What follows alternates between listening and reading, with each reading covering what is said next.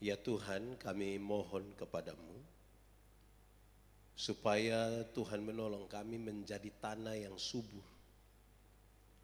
Ketika firman-Mu ditaburkan bagi kami, biar akan bertumbuh dan berbuah di dalam hidup kami.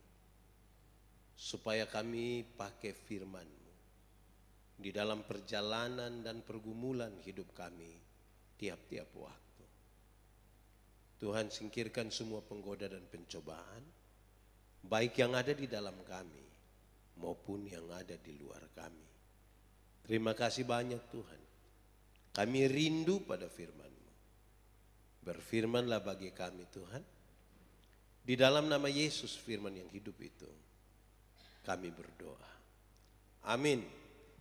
Bapak Ibu saudara-saudara yang dikasihi di dalam Tuhan Yesus, di kesempatan kita di malam hari ini, tema yang diberikan kepada saya itu adalah ada jalan keluar di setiap pergumulan. Dan karena itu saya ajak kita merenungkan bagian ini menurut 1 Korintus pasal 10 ayat 13. 1 Korintus pasal 10 ayat yang ke-13. Pencobaan-pencobaan yang kamu alami ialah pencobaan-pencobaan biasa yang tidak melebihi kekuatan manusia, sebab Allah setia, dan karena itu Ia tidak akan membiarkan kamu dicobai melampaui kekuatanmu. Pada waktu kamu dicobai, Ia akan memberikan kepadamu jalan keluar sehingga kamu dapat menanggungnya. Demikian firman Tuhan. Berbahagia setiap orang yang mendengar firman, memelihara dan melakukan dalam hidup setiap hari. Shalom. Sekali lagi shalom.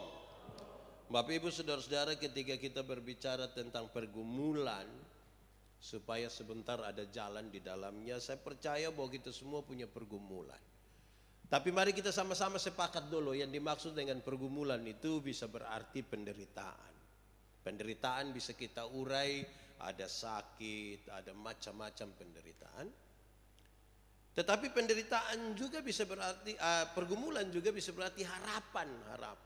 Kita berharap dapat sesuatu, kita berharap mendapat ini, kita berharap menghasilkan ini. Kira-kira begitu. Itu orang ada dalam pergumulan. Saudara-saudara, tentang pergumulan itu, saudara-saudara, di awal ini saya ingin sampaikan kepada kita bahwa iman Kristen itu tidak pernah mengajarkan kepada kita bahwa kalau kita percaya kepada Tuhan, lantas kita bebas dari pergumulan. Tidak. Justru ketika kita percaya kepada Tuhan itu, kita tidak diminta untuk menghindar dari persoalan, tapi masuk melewati itu persoalan, melewati itu pergumulan.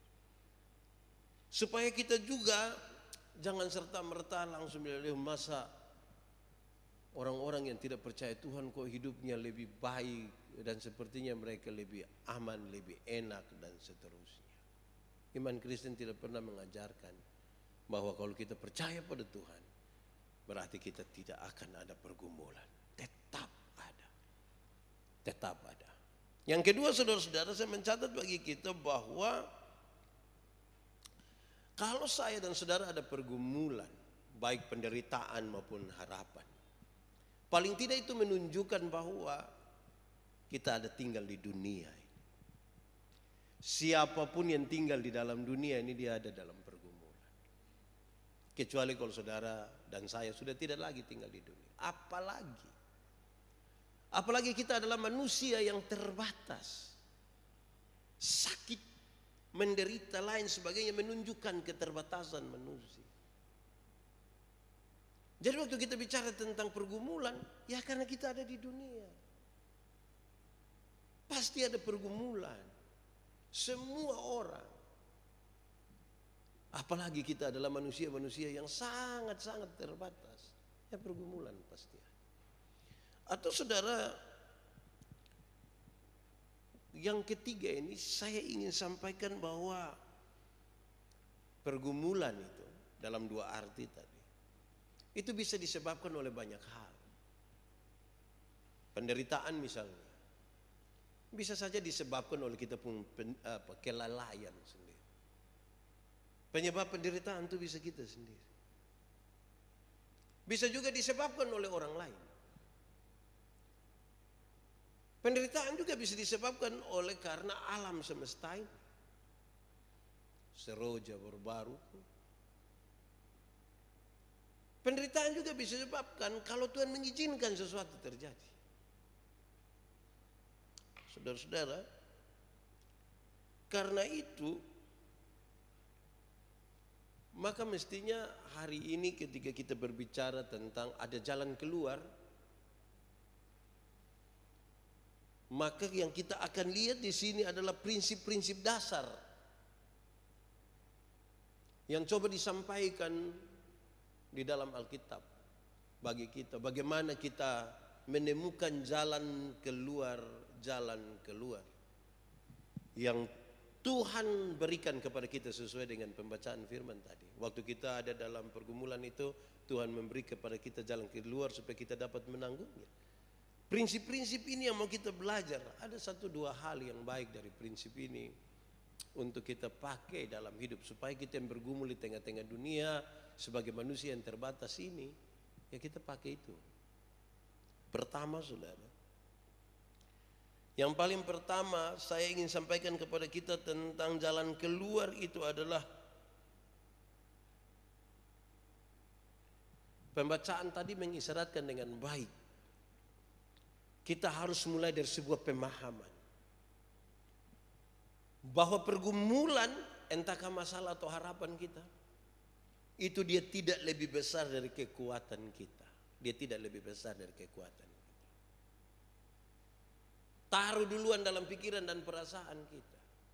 Ingat baik-baik bahwa apa yang saudara alami hari ini, yang saudara sebut sebagai pergumulan itu, dia tidak lebih besar dari kekuatan kita. Tidak lebih besar. Cara berpikir kita tentang persoalan ini yang mesti kita rubah duluan. Kenapa? Kan saya berjumpa dengan banyak orang yang bilang ini sudah tidak bisa, ini terlalu berat, ini sudah tidak mungkin. Sepertinya dia ingin mengatakan kepada kita bahwa masalah ini lebih besar dari kekuatan yang tidak mungkin saya tanggung. Pembacaan tadi kasih tahu, yang saudara-saudara alami itu adalah pergumulan biasa, tidak lebih besar dari kekuatan. Yang paling pertama taruh itu dulu. Kalau tidak, kita tidak dapat jalan keluar. Tuhan ada siap sesuatu, tapi cara berpikir kita tentang ini masalah ini bisa membuat kita tertutup untuk melihat jalan keluar. Yang menurut tema tadi bilang, selalu akan ada jalan keluar di setiap pergumulan. Itu pertama. Rubah dulu cara berpikir kita. Penderitaan ini, pergumulan ini tidak lebih besar kekuatan. Kalau dia sudah lebih besar dari kekuatan kita, ada tangan Tuhan di situ yang membantu kita, menolong kita untuk lebih lagi. Kedua, saudara, untuk menemukan jalan keluar yang Tuhan Allah siapkan, maka setiap orang harus mengikuti jalan dan cara yang benar. Mesti. Kan Tuhan turut bekerja di situ, kan? Bukan saja untuk menunjukkan jalan keluar, tapi untuk mendatangkan kebaikan bagi saya dan saudara. Caranya mesti cara yang benar. Karena Tuhan pasti tidak setuju kalau orang yang mau menemukan jalan keluar dalam pergumulannya, lantas dia pakai jalan yang tidak benar. Tuhan tidak setuju. Karena itu cara yang kita pakai mesti cara yang benar. Kalau kita pakai cara yang tidak benar, itu bukan jalan keluar. Kita lagi sementara menambah persoalan. Kita sementara menambah persoalan. Sekarang kita pilih. Segera mungkin kita ingin untuk menggeser persoalan ini, tetapi besok dia tambah persoalan. Atau kita pakai cara yang benar, supaya kalau dia mau tuntas, ya tuntas. Kalau mau ada jalan keluar, maka mesti pakai cara yang benar. Karena Tuhan ada di dalam. Nah, kalau Tuhan tidak ada di dalam, ya silahkan pakai kita pun cara. Tapi kalau kita mau untuk menemukan itu bersama Tuhan, cara kita mesti benar. Ketiga, saudara, pembacaan tadi menyampaikan bagi kita sesungguhnya dia tersirat dengan baik bahwa Tuhan yang paling tahu sesungguhnya. Kekuatan kita berapa Tuhan yang tahu. Kemampuan kita seperti apa itu Tuhan yang tahu. Jawaban terhadap masalah dan pergumulan yang kita alami ini Tuhan yang tahu. Manusia kadang-kadang kurang hati-hati untuk membedakan mana yang benar-benar penting dan menjadi kebutuhan dalam hidupnya dan mana yang mungkin hanya sekedar keinginan saja dalam hidup. Dan untuk hal itu Tuhan lebih tahu dari apa yang kita tahu. Tuhan lebih tahu. Jangan pikir kita paling tahu, tidak boleh. Nanti jalan keluarnya kita dapat. Kalau kita merasa kita yang lebih tahu dari semua untuk persoalan yang kita sementara gumuli, jangan-jangan satu saat kita merasa jalan tertutup. Padahal firman Tuhan menegaskan bagi kita, kalau kita berjalan bersama-sama dengan Tuhan, ketika ada satu pintu tertutup, ada banyak pintu terbuka lagi. Kalau kita berjalan bersama-sama dengan Tuhan, kalau Tuhan buka pintu, siapa yang dapat menutup? Atau kalau Tuhan tutup, siapa yang akan membuka? Betapa kuatnya, betapa hebatnya Tuhan itu. Tuhan yang tahu, saudara. Karena Tuhan yang tahu ini, saudara-saudara, saya ingatkan kembali kita sering kali ditempatkan pada 3 kondisi yang serius. Kondisi pertama, saat dimana kita menggumuli sesuatu, kita mau jawabannya begini dan Tuhan juga bilang, ya boleh. Oh, ini kondisi paling enak. Kondisi di mana kita akan bersyukur, kondisi di mana kita akan bersaksi, kondisi di mana hati kita meluap-luap dengan kegembiraan dan sukacita. Tapi itu kondisi satu. Tidak banyak juga terjadi juga. Kondisi kedua, waktu di mana kita mau sesuatu, tapi Tuhan tidak mau. Karena Tuhan lebih tahu, ini bukan itu yang saya maksudkan. Kondisi yang pertama tadi waktu kita mau dan Tuhan mau, itu kita senang, tapi berhitung berapa banyak dalam hidup kita ketika kita mau dan Tuhan setuju pas dengan kita pun mau. Coba bandingkan dengan ketika kondisi kedua, waktu kita mau dan Tuhan tidak mau, Tuhan tidak mau. Tuhan bilang buka itu. Bayangkan sekarang saudara ketika kita mau ini tapi Tuhan bilang bukan itu, lantas saudara memaksa untuk mendapatkan jalan keluar. Jalan keluar apa yang bisa kita dapat? Karena kita mau ini tapi Tuhan bilang bukan yang ini. Ini kondisi yang memang kita butuh lebih lagi dalam menaruh apa sih yang Tuhan mau, bertanya lebih di situ. Ketiga, kondisi di mana Tuhan mau tetapi kita yang tidak mau. Tuhan mau kita begini tapi kita tidak mau. Saya tadi siang baru sampai dari Maumere. Ada dalam 2 hari acara berkaitan dengan rekoleksi para pendeta klasis di Flores. Teman-teman pendeta ambil satu tempat di Nilo, kami berkumpul. Saya berbicara, waktu saya kasih kesempatan mereka bicara, sebagian besar dari mereka mengatakan begini, Pak Pendeta, kami sementara menjalani sesuatu yang sebenarnya kami tidak suka. Tapi saya tahu, tapi itu yang Tuhan mau. Waktu kita menjalani sesuatu yang kita tidak mau, tapi Tuhan mau, ini kadang-kadang kita rasakan bebannya terlalu besar. Lalu kesimpulan kami menarik, kesimpulan yang begini, apapun keadaannya, kami mau belajar hari ini untuk mengikuti apa yang Tuhan mau, bukan apa yang totalitas percaya kepada Tuhan menghantar kita masuk ke dalam sesuatu yang kadang-kadang harus menyangkali apa yang menjadi kemauan kita, keinginan kita. Ingat, Tuhan yang tahu, bukan kita yang tahu. Kalau mau temukan dia pun jalan, oh ini jalan yang Tuhan tahu tuh ini, mesti. Nah dengan itu maka yang keempat, supaya kita menemukan jalan keluar itu, saya kira proses itu menjadi penting. Proses menjadi penting. Setiap pergumulan tuh kan ada prosesnya. Pada saat hati kita meluap-luap dengan tuntutan untuk segera setelah ini, sesegera mungkin. Proses. Dalam proses itu baru orang menemukan, oh ada Tuhan di sini, ada Tuhan di sini. Ternyata Tuhan menyertai, Tuhan menyertai. Ada jalan keluar. Proses itu menunjukkan bahwa saya dan saudara berani memulai sesuatu. Proses berkaitan dengan keberanian untuk memulai sekarang. Kalau kita tidak pernah memulai, bagaimana kita menemukan jalan? Saya berkhotbah bagi banyak orang yang buat rumah dan bikin syukuran. Saya bilang, bagi banyak orang, ketika kita tanya ini rumah harga berapa, dong akan jawab, bilang Pak, untuk omong dia harga berapa kami tidak berani om, tidak bisa omong. Dulu kami rencananya hanya vanderen sah dengan sampai slof atas sah, ke setengah dulu. Tapi ada sah. Itu yang buat kami kok tutup ame depo atas, es bikin kamar satu kok yang penting sudah masuk, es tutup sudah. Tapi ada sah. Ada sah ini yang kami plester di dalam kok sudah buka keramik baik di situ. Es berhenti sudah. Tapi ada sah. Ini ada sah yang buat kami plester di luar Pak kok. Pemalas oker, nah kami taruh keramik di tembok juga.